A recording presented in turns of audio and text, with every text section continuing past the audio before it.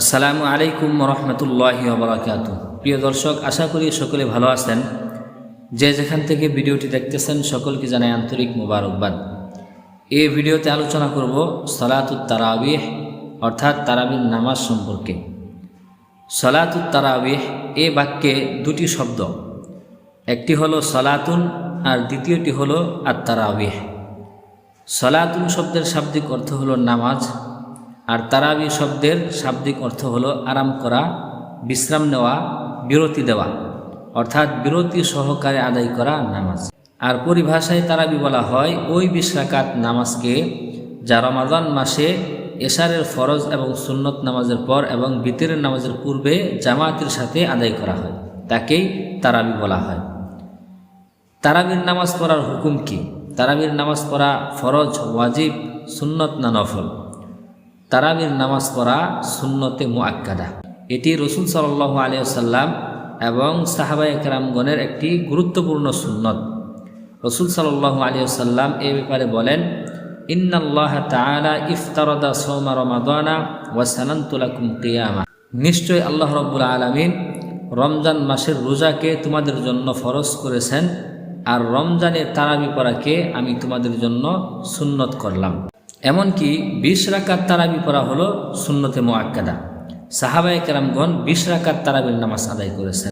বর্তমানে অনেকে তো আবার 8 রাকাত তারাবি পড়ে, তারা বলে তারাবি হলো 8 রাকাত। আসলে 8 রাকাত বলতে কোনো তারাবি নেই। সাহাবায়ে কেরামের কেউ 8 রাকাত তারাবি পড়েন নাই। সাহাবায়ে কেরাম 20 রাকাত তারাবির নামাজ আদায় করেছেন। এবং তারাবির নামাজে কোরআন খতম করা এটা হলো মুস্তাহাব। তারাবির নামাজে কোরআন খতম করা, যেটাকে আমরা খতমে তারাবি বলি, তো এই খতমে তারাবি নামাজের মধ্যে, তারাবির মধ্যে কোরআন খতম করা এটা হলো মুস্তাহাব। কিন্তু আফসোসের বিষয় হলো কিছু কপালপোড়া শায়েখ রয়েছে, বর্তমানে কিছু কপালপোড়া হতবাগা শায়েখ রয়েছে, যারা বলে তারাবির নামাজে কোরআন খতম করা হলো বেদাত। তারাবির নামাজের মধ্যে ইমামগণের মতে কোরআন খতম করা হলো মুস্তাহাব আমল, আর এরা বলে তারাবির নামাজে কোরআন খতম করা এটা হলো বেদাত আমল। নাউযু বিল্লাহি মিন যালিক। আল্লাহ তাআলা আমাদেরকে এদের থেকে হেফাজত রাখুন। তারাবির নামাজ কখন থেকে শুরু হয়? তো এই ব্যাপারে হাদিসের মধ্যে রয়েছে যে রাসূল সাল্লাল্লাহু আলাইহি ওয়াসাল্লাম 10ম হিজরিতে রমাদান মাসে 3 রাত অথবা 4 রাত এশারের নামাজের পর দীর্ঘক্ষণ নামাজ আদায় করেন, যেটাকে তারাবি বলা হয়। আর এটাই ছিল রাসূল সাল্লাল্লাহু আলাইহি ওয়াসাল্লামের জীবনের সর্বশেষ রমাদান, যেটা 10ম হিজরিতে ছিল। আর এই রমাদানেই তিনি তারাবির নামাজ শুরু করেন।